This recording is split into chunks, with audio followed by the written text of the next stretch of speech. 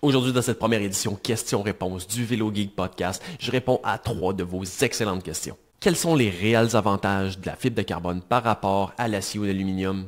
Est-il préférable de rouler sur le grand plateau en croisement de chaîne ou sur le petit plateau en ligne de chaîne droite? Et quelles devraient être les corrections au niveau de la longueur de potence lorsqu'on change le recul de selle? Bienvenue dans le Vélo Geek Podcast. Vélo Geek est présenté par Martin Turgeon Service Cycliste, le studio spécialisé en positionnement et ergonomie cycliste situé à Mont-Tremblant. Pour venir me voir en consultation, prenez rendez-vous au mt-servicecycliste.com. Vélo Geek est également propulsé par Vélomag, le magazine cycliste numéro 1 au Québec, disponible en format papier partout au Québec et en format numérique partout dans le monde. Pour vous abonner, consultez levélomag.com.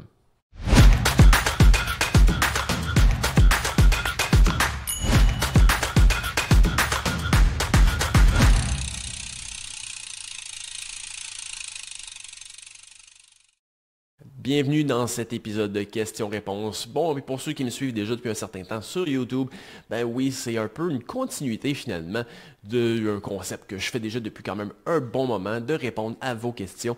Qu'est-ce qui va changer avec le nouveau format Vélo Geek? Ben, c'est surtout que je vais prendre davantage de temps finalement pour répondre avec plus de détails, plus de nuances à chacune des différentes questions. Donc, première question ici qui est très pertinente. Quelle est la différence, mis à part le poids, entre l'aluminium ou l'acier par rapport au carbone? Bon, on va vraiment regarder un petit peu sur différents aspects parce qu'il y a quand même beaucoup d'un peu de mythes ou de fausses croyances par rapport au carbone finalement. Donc, si on regarde sur différents aspects, bon, on peut en parler entre autres des formes. Donc, on parle beaucoup d'aérodynamisme, évidemment, au niveau des fibres de carbone. C'est sûr que c'est quelque chose que le carbone va beaucoup améliorer parce que d'être capable vraiment, beaucoup moins de restrictions au niveau des formes qu'on peut donner au cadre. C'est-à-dire qu'on peut vraiment jouer avec des formes très aérodynamiques oui, on peut dire que des câbles de carbone, c'est quand même plus dispendieux, mais à la base, faire un équivalent avec des formes équivalentes à un cadre aéro en carbone et de le faire en acier ou en aluminium, non seulement le poids serait beaucoup plus grand, mais le coût aussi pourrait être potentiellement beaucoup plus élevé. Parce qu'avec des métaux, faire des formes aussi complexes, aussi précises, aussi profilées, demande souvent un peu plus un coulage qui peut être beaucoup plus dispendieux, en plus d'être beaucoup plus lourd. Donc, vraiment, la fibre de carbone permet beaucoup plus de liberté au niveau du design, des formes des tubes et de tout l'ensemble. Ensuite, on peut parler au niveau du confort. Certaines personnes vont dire, c'est un peu un mythe dans un sens que le carbone serait mieux pour absorber les vibrations, serait plus confortable. Donc, à la base, je peux dire non, pas vraiment.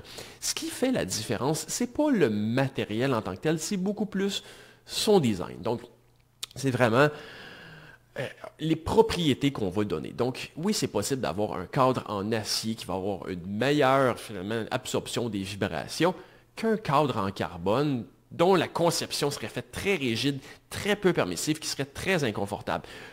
Tout comme l'inverse, un cadre en acier qui serait surdimensionné avec des gros tubes pour être très rigide, très inconfortable, tout comme le carbone, on pourrait lui donner des propriétés beaucoup plus flexibles. Donc, à la base, ce n'est pas le matériel qui va faire le confort.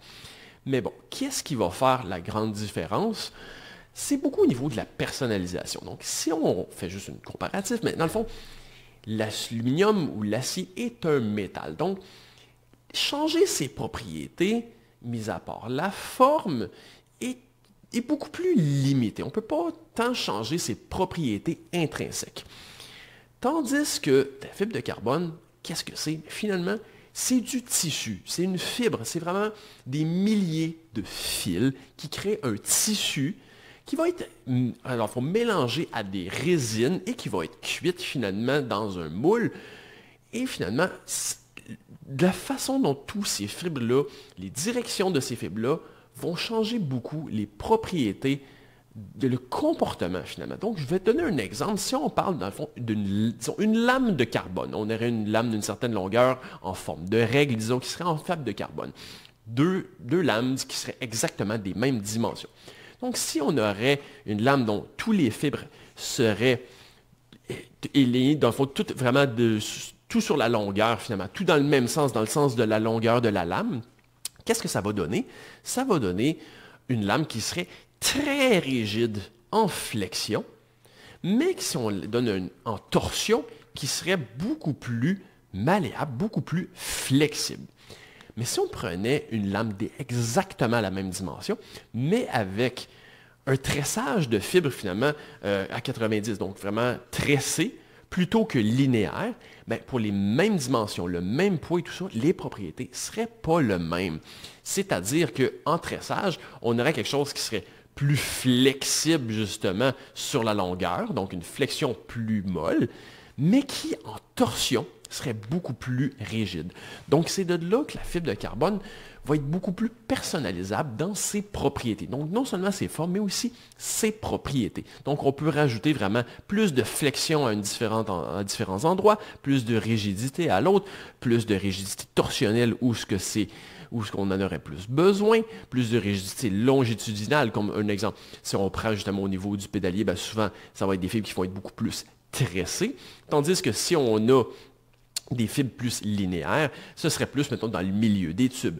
Donc, vraiment, on va aller chercher beaucoup plus de personnalisation pour vraiment adapter beaucoup plus, optimiser. Donc, on a beaucoup plus, dans le fond, de marge de manœuvre, plus de liberté au niveau de la construction, de la fabrication, pour y donner des propriétés qui vont être beaucoup plus, sur un spectre, dans le fond, de propriétés beaucoup plus large.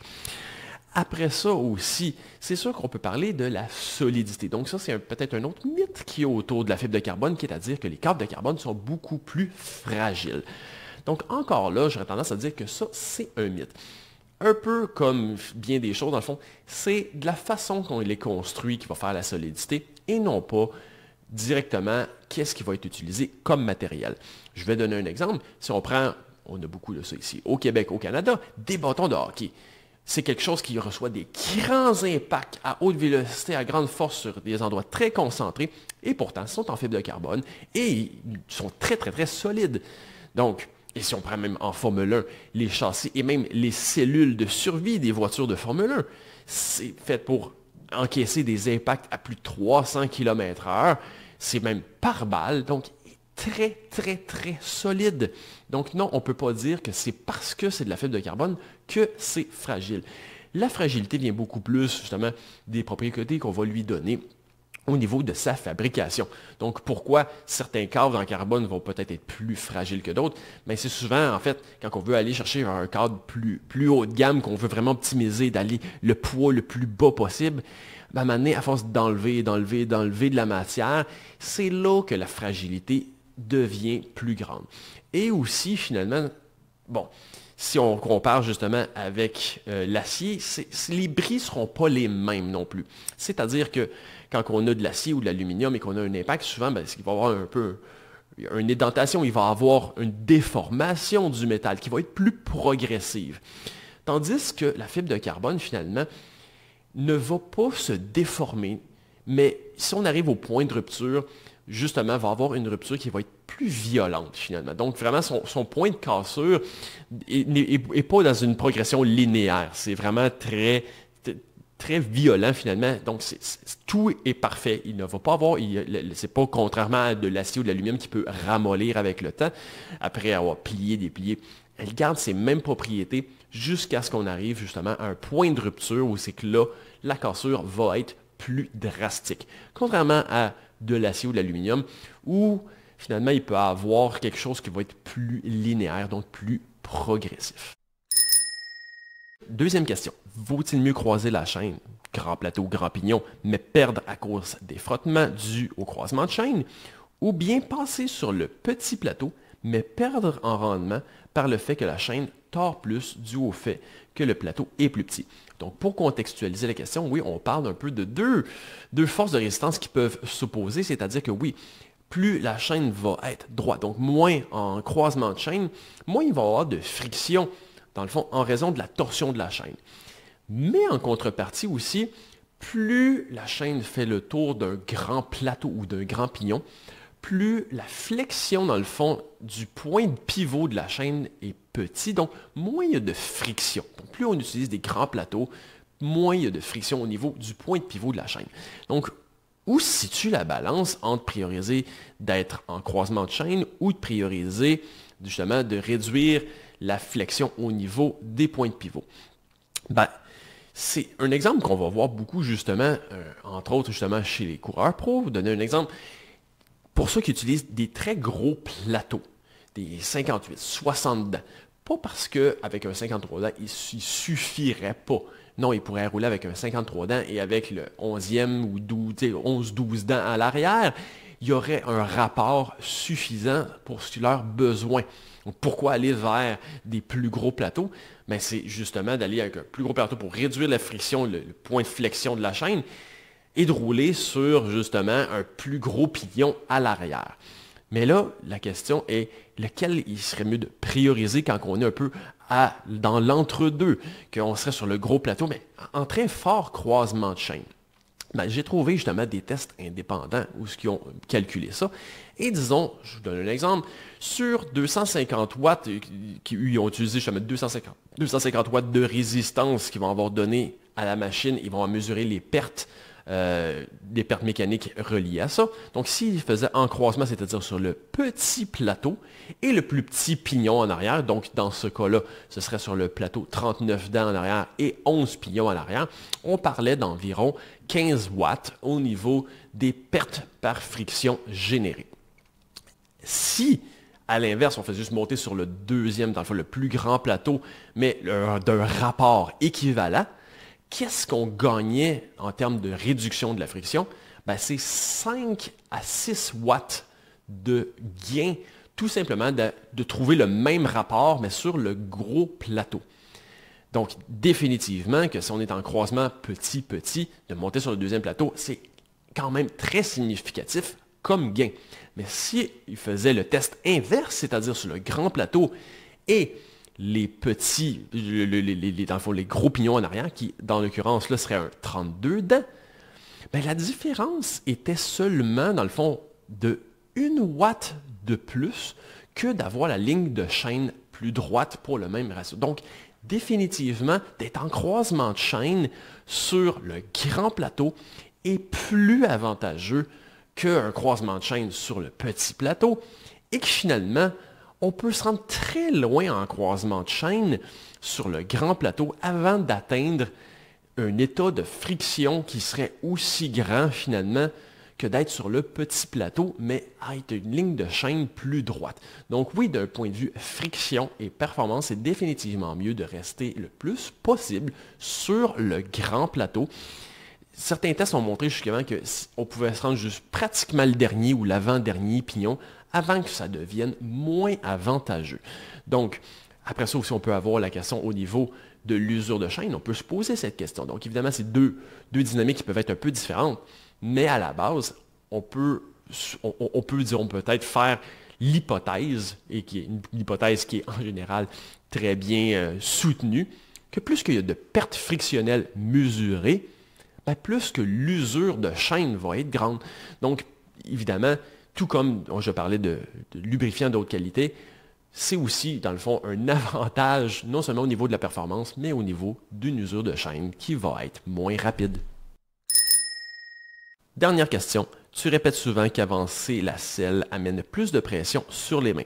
J'ai en effet constaté avoir plus de pression sur les mains après avoir avancé ma selle.